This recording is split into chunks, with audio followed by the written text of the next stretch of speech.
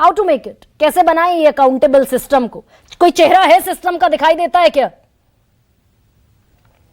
गरिमा, पहले तो जो युवराज के साथ जो घटना घटी है उनके पीड़ित परिवार के प्रति हमारी पार्टी अपनी संवेदना व्यक्त करती है। और जो आपने कहा कि कैसे इसको जिम्मेदार बनाया जाए, बहुत गहरे सवाल हैं। और जिम्मेदार तो तब होगा ना जब सरकार ऐसे लोगों की हाथ में होगी जो कम से कम सरकारें, जो डॉक्टर लोहिया कहते थे कि लोक और लाज से चलती हैं।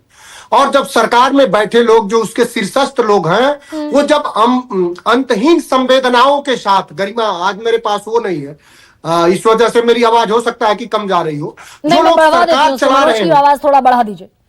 जो लोग सरकार चला रहे हैं उनका जो जीवन है और उनका जो हृदय है वो अंतहीन संवेदनाओं के साथ जब संवेदित होगा, जब हर किसी के दुख से और पीड़ा से पीड़ित होगा, तब जाकर के निर्णय लिए जा सकते हैं। युवराज की जो घटना घटी है, 12:30 पे उनकी गाड़ी स्टक होती है, 2 बजे वहां एसडीआरएफ पहुंचती है और 2 बजे पहुंचने के बाद 2 घंटा एनडीआरएफ और एसडीआरएफ के पास इतनी व्यवस्था नहीं है। देश के प्रधानमंत्री, उत्तर प्रदेश के मुख्यमंत्री नरेंद्र मोदी जी, सुने कि ये देश की हम 5वीं सबसे बड़ी अर्थव्यवस्था है और हमारे पास नेशनल डिजास्टर टीम के पास 70 फीट और 100 फीट तक के रस्सी नहीं है, टार्च नहीं है, सीढ़ियां तक नहीं है। कहां ले जा रहे हो आप अपने विज्ञापन पर तो 6,000 करोड़ रुपए रोज महीना खर्च करना चाहते हो। और लोगों के जीवन को आप, जब लोग मरते हैं तो उसको, देश के गृह मंत्री ने कहीं बयान दिया था कि गाड़ियों के नीचे आके कुत्ते भी मर जाते हैं। तो जब आपका अपने नागरिकों के प्रति पशुवत व्यवहार रहेगा, उनको जब आप पशुवत दृष्टिकोण से देखेंगे, तो आप में चाहे युवराज मरे और चाहे झांसी में बच्चे जल के मर जाए, चाहे बीआरडी कॉलेज में ऑक्सीजन के अभाव में मर जाए, चाहे हाथरस में एक बेटी जला दी जाए,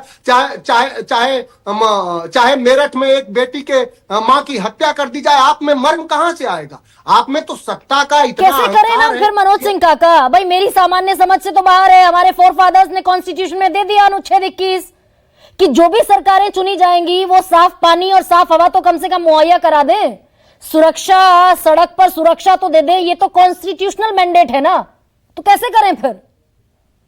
नहीं, बिल्कुल सही है, लेकिन कॉन्स्टिट्यूशनल वो मानने वाले कौन लोग हैं? जो बाबा साहब ने जो बात कही थी कि संविधान में जो अनुच्छेद है, संविधान की जो मान्यता और मूल्य है, यदि उसको बात मानने और उसको चलाने वाले बेकार लोग हो जाएंगे तो उसका कोई मतलब नहीं होगा। जो लोग एक पुल बनाने का, मोरबी पुल बनाने का ठेका घड़ी बनाने वाली कंपनी को दे देंगे तो वो तो हाल होगी ही ना, पुल तो गिरेगा ही ना। और उस पर भी अगर आप सही चीज दिखा देंगे तो आपको एआई बता दिया जाएगा।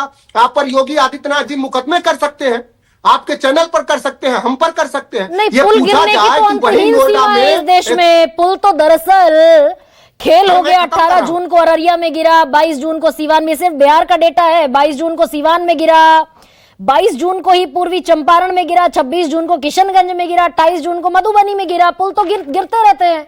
लेकिन अच्छा राकेश शुक्ला सर, आप इतने ओवर द इयर्स, चंद सेकंड दे दीजिए, चंद सेकंड। हाँ, कहिए ना, कह दीजिए। ये पुल नहीं गिर रहा है, ये पुल और जो लोग मर रहे हैं, ये सरकार की नैतिकता मर गई है। और सरकार का जो नैतिक बल है और सरकार का जो लोकाचार है वो गिर चुका है। और जो लोग आज देश में सरकारें चला रहे हैं और उत्तर प्रदेश में निर्मम और निष्ठुर लोग हैं, किसी के मरने का उन पर कोई फर्क